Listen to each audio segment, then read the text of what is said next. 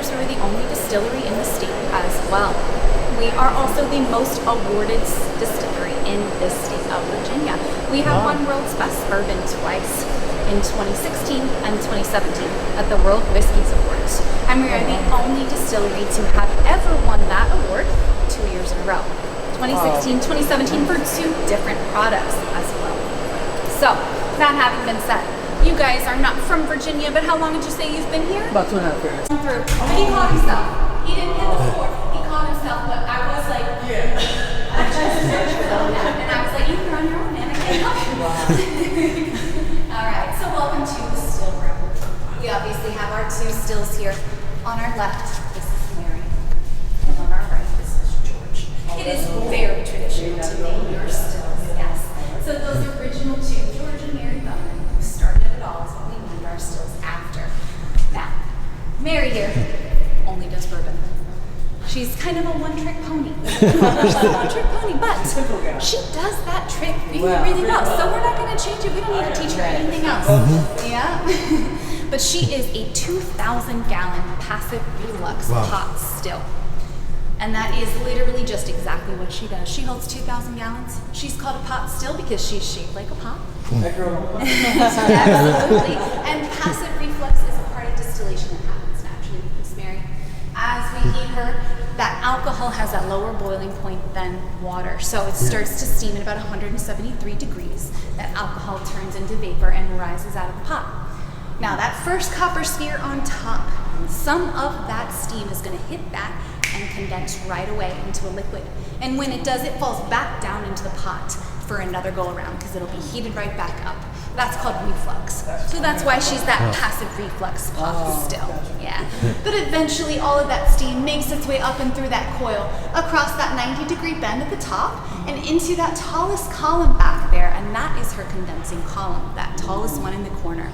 That is called a shell and tube condenser, because distillers are a very descriptive people. It is literally a shell filled with tubes. That's right. We don't need to complicate this process. Distilling is complicated enough. So they made the naming of things very simple. And we're grateful for that.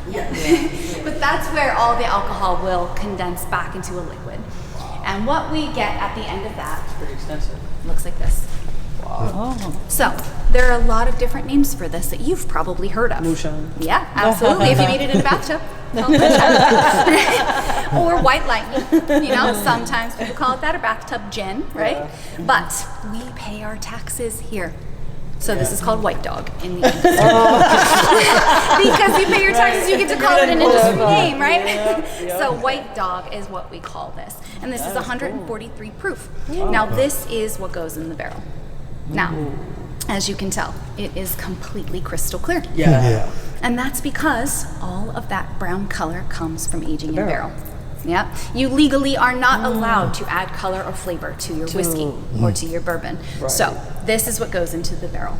Wow. And then of course it comes out in that delicious form we all know and love, right? And we'll see the filling room in a minute too. That's where we're going to go on our next tour. But that's pretty neat. Yeah, that is. So that's Miss Mary, like I said, only bourbon. That's all she does. She was built in 1989, but she was installed here like 1991, I think was when she was moved here. But she is a truly unique one of a kind still. She was a custom design. Just all that copper alone. All that copper and that coil on top was a design choice. Wow. It is not purely for aesthetics, because it does affect the flavor of what we get. But he just wanted her to have a pretty coil. That's really what it boils down to, And speaking of pretty coils, poor George here doesn't have one. But like I said about Mary, she only does bourbon. George here, on the other hand, does everything else.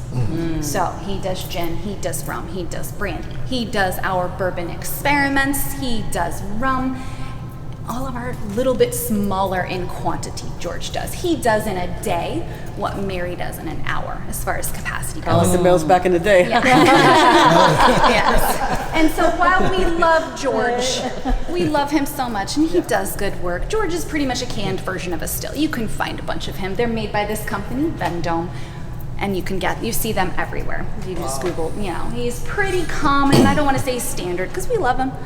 But he's pretty common. And he functions pretty much the same way Mary does, just like I said, without that pretty coil on top. He just does everything else for us. He does have a gin basket on the side. You can see there that stainless steel. So when we make gin, we do put our botanicals in there, and the steam passes through that. Yeah, it ends up acting like a tea bag, but so like juniper? Yeah, so juniper actually goes into the pot with it because that's our strongest flavor. You have to have juniper for gin. Gotcha. Yeah. But the botanicals that make up the rest of our gin flavors will go in that basket. Yeah. How much does George cost? Oh, I have no idea. Like they say, way above my pay grade. So I do not know, but he was installed in 2015, so he's quite a bit younger than Miss Mary here on our right. Oh, gotcha. So he's young. Okay. Yes, but they were made by the same company. They are both Vendome stills. They're the #1 in the still industry. Wow. And so Mary here was just made in the time before they put pretty labels on it. So she does not have a pretty little label, but we still think she's beautiful. Oh yeah, she doesn't need a she doesn't need a label. Yeah, she does her job.